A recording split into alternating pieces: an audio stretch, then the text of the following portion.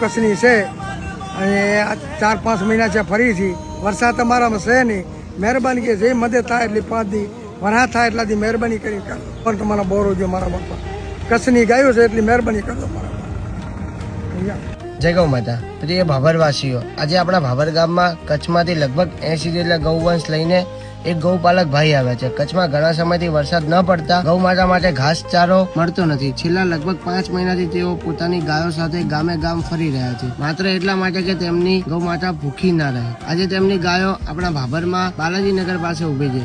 તેમની આંખોમાં થાક છે, શરીર નબળું પડી ગયું છે અને તેઓ માત્ર ઘાસચારા અને થોડા સહારાની રાહ જોઈ રહ્યા છે. ભાભરના દરેક ભાઈ બહેનને હાથ જોડીને વિનંતી છે, આપણે પૈસા પછી પણ કમાઈ શકીએ, પરંતુ એક ભૂખેલી ગૌ માતાને મળેલો એક પૂરો ઘાસ કદાચ તેનું જીવન બચાવી શકે છે. કોઈ પણ પ્રકારની મદદ કરવાની ક્ષમતા હોય તો કૃપા કરીને આજે જ આગળ આવો. જ્યાં સુધી કચ્છમાં વરસાદ ન પડે ત્યાં સુધી આ ગૌપાલક ભાઈ લગભગ ભાભરમાં રોકાવાના છે. આ સમય દરમિયાન તેમને આપણા સહારાની ખૂબ જ જરૂર છે.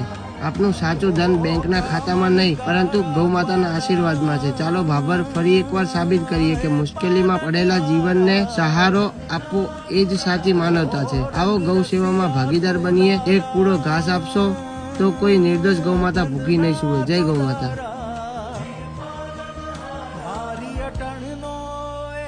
રહેવાનું કઈ બાજુ? કચ્છમાં પેલા જાટાવાળા ગામ છે, પેલા રાપરના બાજુ. હા હા રમેશસિંહ એમ રાખી આવે ને મોરાન બરાબર તીર્થ કરવા આવ્યા હોય અહીંયા મારા ગામ આવે. બરાબર. વરસાદ નથી થયો? અમરો નથી. કેટલા ટાઈમથી ગાયો લઈને ફરો રે? 4 મહિના છે. 4 મહિના. 4.5 મહિના થાય આપણને જાય. કેટલા દિવસે પહોંચશો ઘરે? હોગી ને 10 દાડી પોગાડી નાખી. નહીં દાડે પોકાડી નાખો. ખાવાની ને પાવાની બધી ગાયની ઉપાધિ ચાલ. વરસાદ હતા તો ખૂબ ચાલ, ખાવું ચાલ. થોડે ચડાવી દિન રાત કરી પોગાડી દીધી.